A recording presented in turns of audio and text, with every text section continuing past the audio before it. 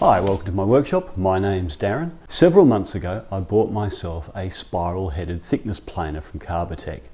I did a whole unboxing video on it at the time, but didn't release it because I just didn't have enough practical use on the machine to give it a fair comment. But now, after several months and a few projects, I think I can give you a fair idea of what this unit's like. Alright, so let's take a look at it. As you can see here, I've mounted the thickness planer on top of a tool trolley, and that's so as I can wheel it around easily and have it at pretty much the right height for everything.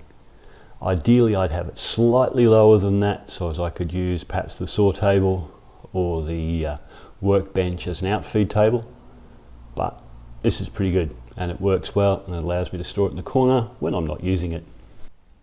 So what's the difference between a regular thickness planer and a spiral head thickness planer? Well, as the name suggests, there's a helical pattern of cutters. If you look at the reflection in the bottom here, this is the bottom of the unit, you can see we've got these little blades, don't worry it's unplugged, these little blades arranged in what is effectively a spiral pattern. See, so if this one takes a chunk of wood, then this blade here overlaps slightly, and we move it around and there comes the next blade and that takes another chunk of wood. We keep going, see there's another one. You get the idea that it's the helical pattern with slightly overlapping blades each time. So each cut, as you can see, there's 4 of these in any one run. So each cut is only taking 4 small pieces of wood. Consequently, it's much quieter. And so that's our first pro. This cuts the wood quieter than a straight blade would.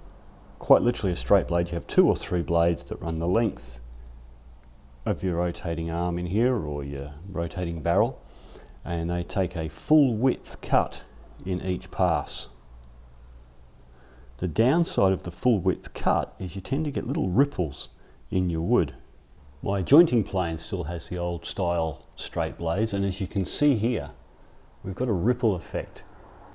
As what's happened is it's been fed through, and as the blade's rotated it's taken a chunk and it's been fed forward, and the next blade's taken a chunk and it's been fed forward, and chunk, chunk, chunk, chunk.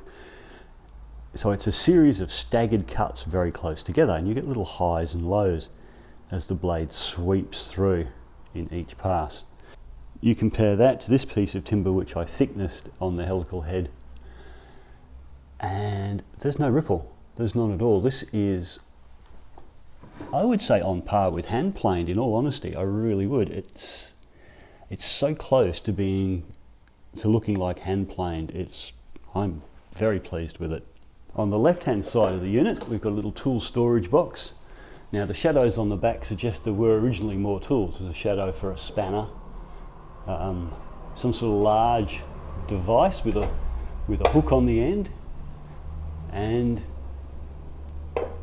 an Allen key. I think the Allen key was originally meant to go there. But what we do get is an Allen key and a Torx key, and that's it.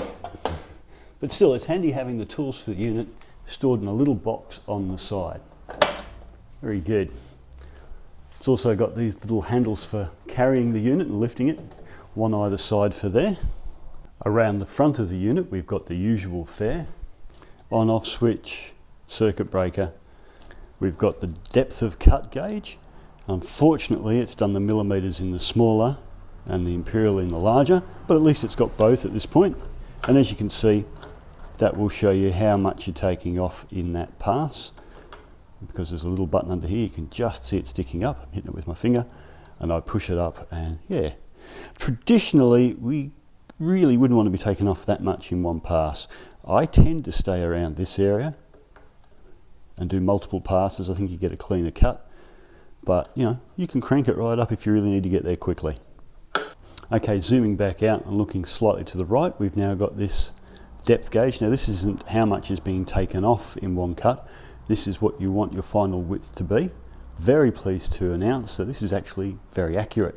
It's accurate to less than 0.5 millimeter, so that's pretty good. And the depth of cut gauge here is very accurate too, so good bit of accuracy there. Very happy with that. And being a bench top thickness planer, the in-feed and out-feed tables both fold up like this for storage and for easy maneuverability. Theoretically, we'll get back to that.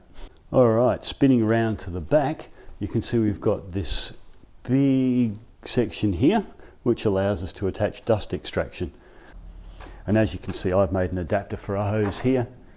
You can put a hose in either end, that's the point. This plug comes undone, switches round and plugs in the other end, and you can attach a fatter hose to that end. All right, now onto the first of the cons. There are a few cons, not that many, but one of them, that doesn't fold up properly when you've got the dust extractor on. I've got this raised at full height at the moment, so I can at least get it to stay that way, but I don't always return it to full height after I've used it. So usually you can't leave this up at all. As you can see, it just springs back down. So the outfeed table spends its life in the down position.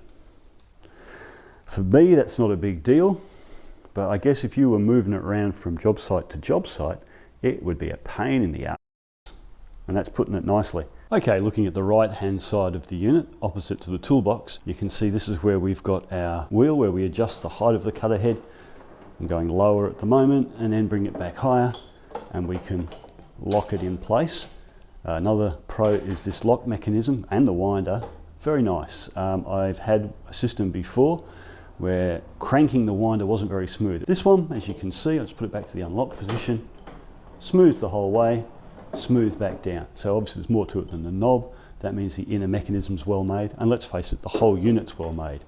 It's a steel frame construction, very solid, very well built. But here's another con. Now, if you're in the US, this is great, but Carbatec are an Australian company, and they've had this made for them, and they've obviously just grabbed something that was originally designed for the US and slapped their Carbatec badge on it, because 1/4 inch equals 64th. Down here, this was originally all in imperial as well.